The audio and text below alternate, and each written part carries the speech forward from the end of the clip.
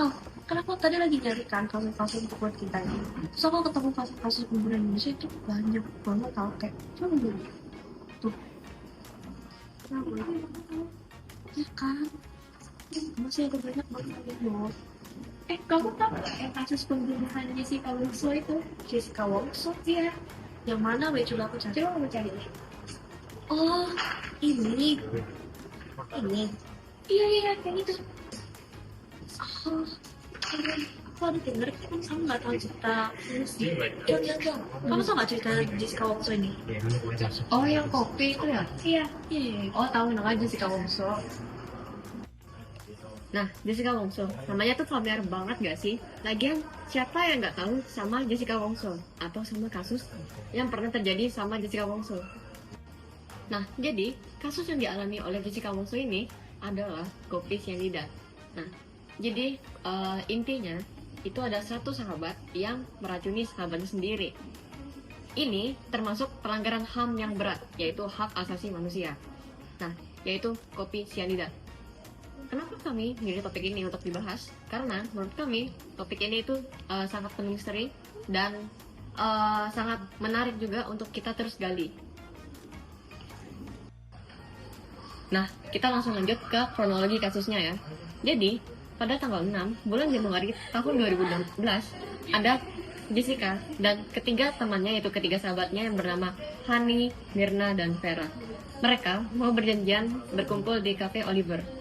Nah, pas mereka udah kumpul di Cafe Oliver, Mirna memesan kopi Vietnamese Ice Coffee. Nah, lalu Mirna sadar bahwa kopinya berbau aneh dan berwarna seperti kunyit.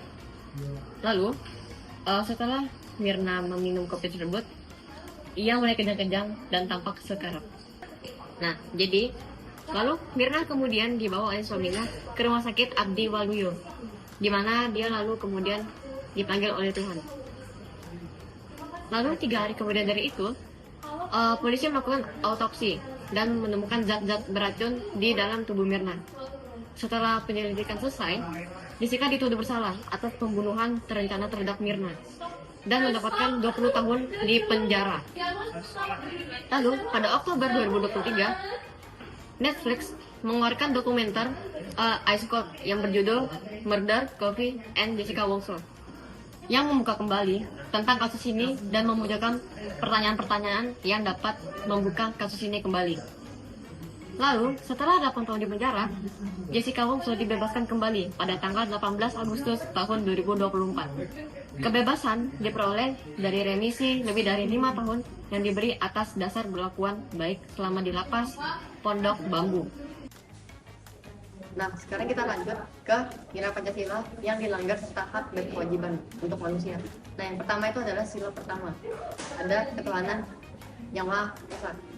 Nah, dalam kasus ini, pembunuhan dengan cyanida yang ada di dalam kopi pada tragedi Jessica Wongso melanggar hukum Tuhan untuk tidak membunuh. Lalu yang kedua ada sila kedua, kemanusiaan yang adil dan beradab.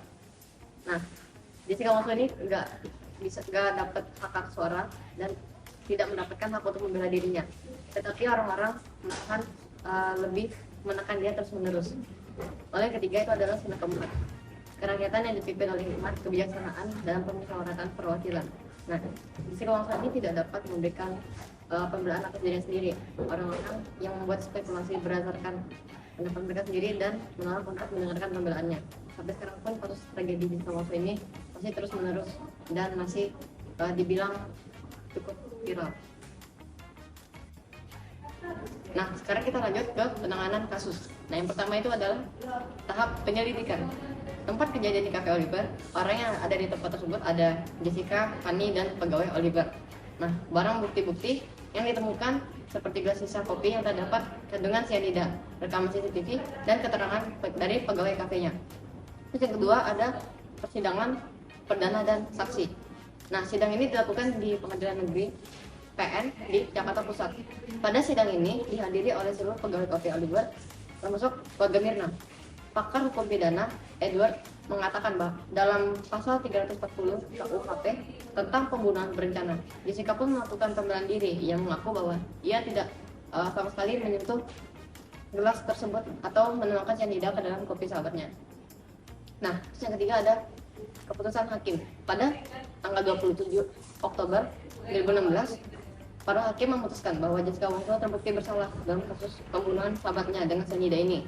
Nah, lalu sehingga hakim memutuskan bahwa Jessica divonis hukuman 20 tahun penjara atas meninggalnya Wayan Mirna Salihin, yaitu sahabatnya.